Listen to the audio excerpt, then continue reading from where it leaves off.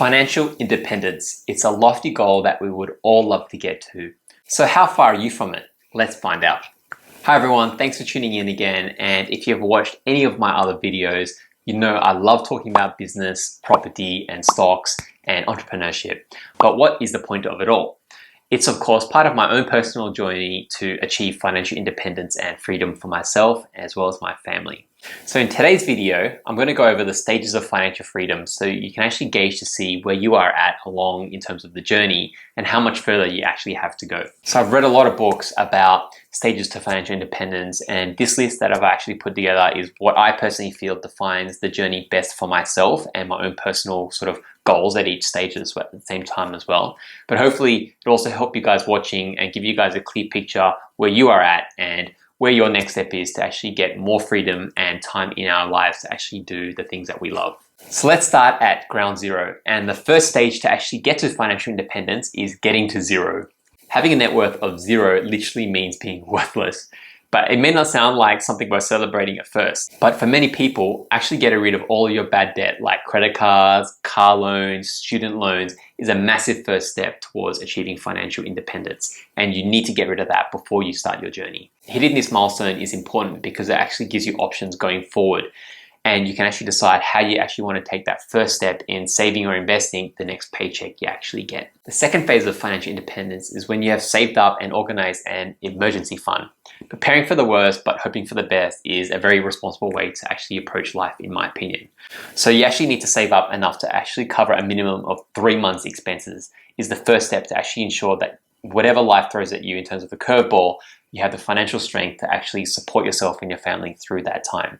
So that 3 months worth of expenses covers everything from your rent, any loans that you have, food, groceries, school fees, transport, basically anything that goes out of your bank account. So this fund basically consists of that cash of the 3 months as well as insurance. Personally for me, we hold 6 months of expenses as a rainy day fund, which we do not touch. So not for holidays, not for any discretionary spending. It does give us that sleep at night factor, that liquid cash is there. In terms of insurances, we take them out in the event that something happens to me personally as the sole breadwinner of our family to actually ensure that the family is taken care of if I can't actually earn an income anymore due to some kind of illness or death. But hopefully, touch wood, I never have to use that insurance. We also take out medical insurance for everyone in the family at the same time as well to cover any unexpected medical costs. Hitting 6 figures. The third milestone is when you actually start investing and achieve a 6-figure investment portfolio, so $100,000. This can be in stocks, property, bonds, anything that actually generates you an income or capital return. I think it's a nice big round number to achieve in terms of investments and a good reachable target if you have control over your living expenses and a job that pays you a decent income as well. So some people will take a few years, some will take a little bit more. How long it actually takes you to get there is relative, but the notion of actually getting closer to the goal of financial independence is the most important. So as long as you're on this path and working towards that $100,000 goal, you're really heading towards a better financial future for yourself. So if you combine this 6-figure net worth that you've actually built up with a very efficient lifestyle and control of your living expenses, this milestone is actually when you actually have enough wealth to support, say, 2 to 4 years of living expenses if you were to actually sell your whole entire investment portfolio. Obviously don't at this stage because you have a lot more stages to go, but at least it gives you sort of perspective that, hey, I've hit this and it actually can buy me total financial independence for a few years already. So the fourth milestone is reaching half financial independence. So this is actually when you've built enough assets to actually reach 12.5 times your living expenses. So in an old video of mine, I actually shared about the 25 times rule, which is a rough guide to actually calculate how much you actually need to save and invest to actually retire early. So for example, if you need $40,000 a year, then 40 times 25 equals $1 million. So at this stage, half financial independence is when you hit $500,000. While this is the half of the amount that you actually need to hit to actually achieve financial independence, your actual journey is actually more than half done.